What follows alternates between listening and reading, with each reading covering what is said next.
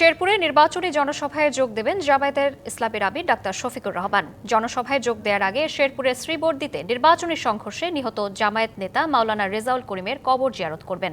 এ নিয়ে আরও জানাতে সরাসরি যুক্ত হচ্ছেন সহকর্মী এস.এম. জুবায়ের। জুবায়ের, শেরপুরে জামায়াত আমিরের সফর ঘিরে বিস্তারিত কি তথ্য আছে জানাবেন?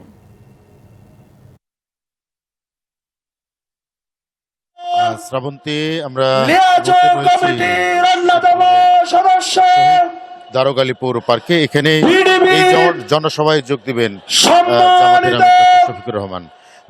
তিনি 10:30 নাগাদ শ্রীবর্দী গোপালখিলা মাঠে হেলিকপ্টার যোগে এসে সেই জামাত নেতার কবর জিয়ারত করবেন এবং এরপর সেখান থেকে শেরপুর স্টেডিয়ামে সেখান থেকে জনসভাস্থলে এসে এই জনসভায় যোগ দেবেন। ইতিমধ্যে এই জনসভার আনুষ্ঠানিক কার্যক্রম শুরু হয়েছে।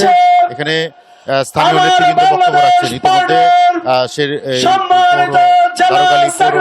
মাঠ কিন্তু আসলে জামাত নেতাকর্মী দিয়ে ভরে যাচ্ছে।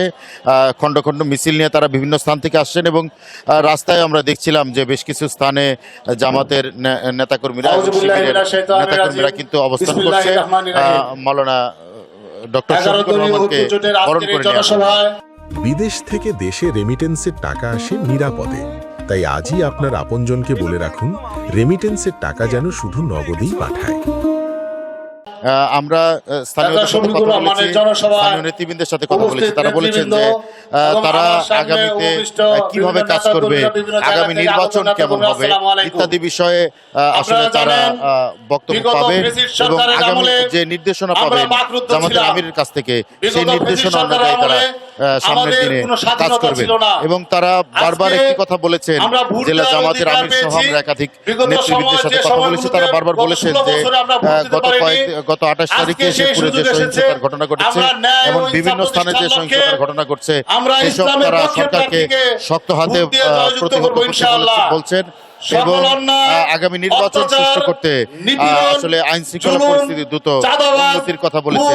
অন্যথায় আসলে আগামী নির্বাচন নিয়েও তারা সংশয় প্রকাশ করেছে। আমরা এখানে মঞ্চে দেখতে পাচ্ছি যে বৃহত্তর ময়মনসিংহের জেলা আমির, জামালপুর জেলার আমির, ময়মনসিংহ বিভাগীয় আঞ্চলিক পরিচালক যিনি রয়েছেন তারা কিন্তু ইতিমধ্যে মঞ্চে এসে পৌঁছেছেন। জামাত আমিরের সাথে কিন্তু ডাকসু জিএস এস.এম. ফরহাদও এখানে উপস্থিত হওয়ার কথা রয়েছে। শ্রাবন্তী, আমরা পরবর্তীতে আপডেট পেলে আপনার মাধ্যমে জানিয়ে দিতে চেষ্টা করব। জুবায়ের, আপনাকে ধন্যবাদ।